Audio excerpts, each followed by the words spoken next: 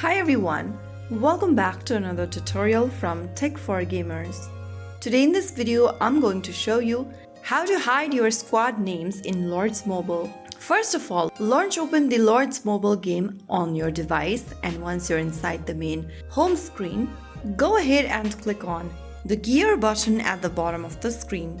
Once you open up this tab, click on Functions. Under Functions, go to the top of the screen where it says Squad Names on Kingdom Map and click on Hide All. Once you select Hide All, you'll be able to hide your squad name. Now you can click on the cross mark at the top right corner and your changes will be saved automatically. So that's how it's super easily done. If you found the video helpful, don't forget to like, share and subscribe to our channel.